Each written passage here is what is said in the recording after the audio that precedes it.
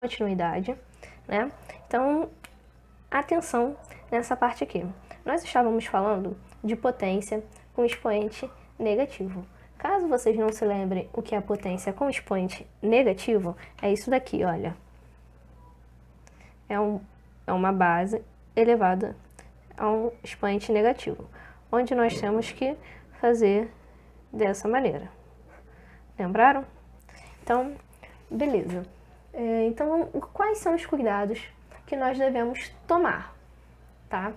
Então, o nosso primeiro exemplo é o seguinte, tá?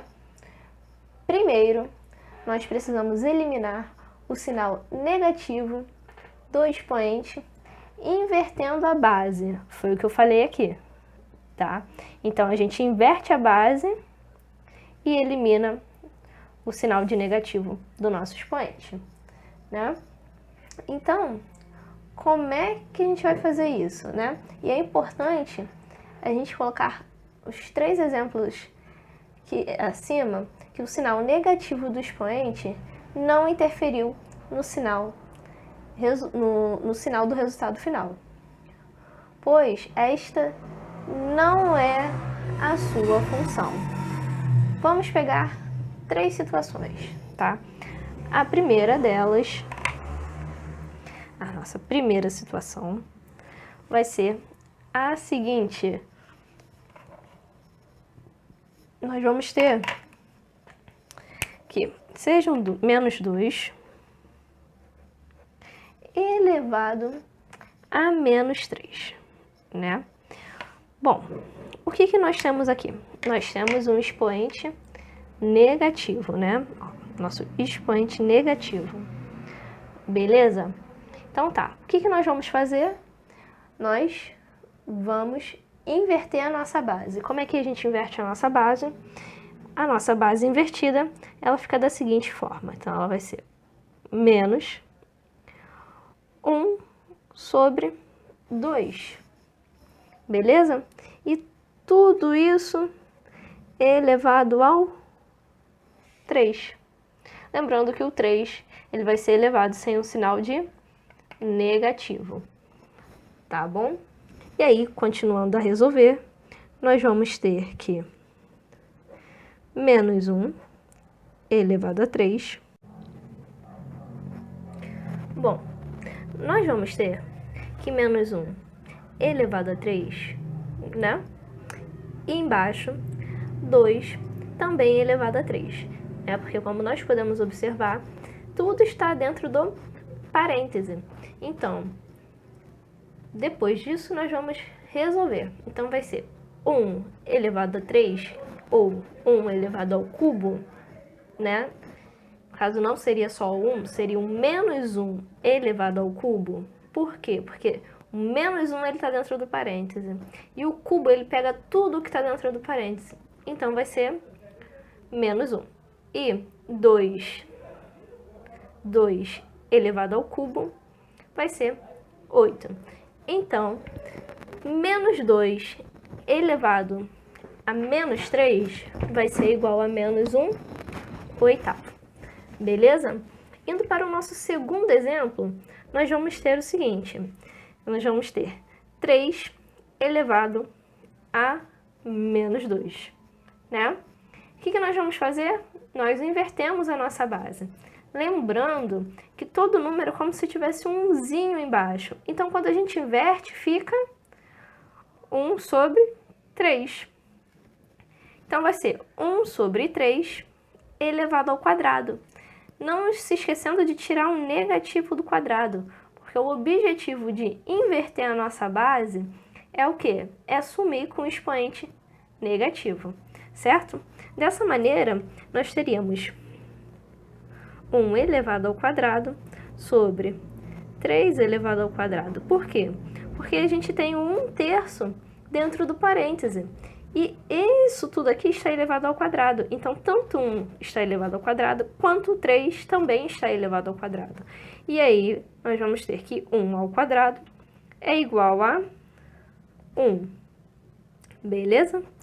Por quê? Porque 1 vezes 1 é 1. E nós vamos ter que 3 elevado ao quadrado é igual a 9. Por quê? Porque 3 vezes 3 é 9. Tranquilo? E indo para o nosso terceiro e último exemplo, nós vamos ter o seguinte. Então, suponha que nós tenhamos... Então, vamos lá. 3. Né? Suponha que nós tenhamos o seguinte exemplo. Né? 1 elevado a A. Tudo isso elevado a menos 3. Né? O que nós temos aqui? Nós temos o expoente negativo. Estão vendo aqui? Então, o que a gente vai fazer? A gente vai inverter esse 1 sobre A. Como é que vai fazer? Vai ficar 1 sobre A. Beleza? E tudo isso aqui vai ser elevado ao cubo. Não se esquecendo de tirar o expoente negativo, tá? E aí, putz, divisão de fração por uma outra fração. O que nós fazemos? Então, vai ser... Vamos abrir um colchete, tá? Então, vai ser... Repete a primeira, né? Que é o meu 1. E multiplica pelo inverso da segunda. Então, o inverso da minha segunda vai ser o quê? A sobre 1. Voltando um pouco ao raciocínio, nós podemos fazer da seguinte maneira. Nós temos uma divisão. Então, isso daqui é como se fosse 1 dividido por 1 sobre A, certo? Não podemos nos esquecer que tudo isso vai ser elevado ao cubo, né? Então, a divisão de fração, ela funciona de que forma? Repete a primeira e multiplica pelo inverso da segunda. O inverso de 1 sobre A é A sobre 1. Tudo isso elevado ao cubo, beleza? O que sobrou aqui foi multiplicação entre frações. Na multiplicação entre frações, o que a gente faz? Multiplica numerador com numerador e denominador com denominador. Então, vai ser 1 vezes A, e aqui embaixo é como se tivesse o 1zinho. Então, vai ser 1 vezes 1. 1 vezes A vai ser igual a A. E 1 vezes 1 vai ser igual a 1. Não se esquecendo que tudo isso está ao cubo. Tranquilo? Então, o que vai ser? Então, vai ser A elevado ao cubo sobre 1 elevado ao cubo. 1 elevado ao cubo é quanto? É 1.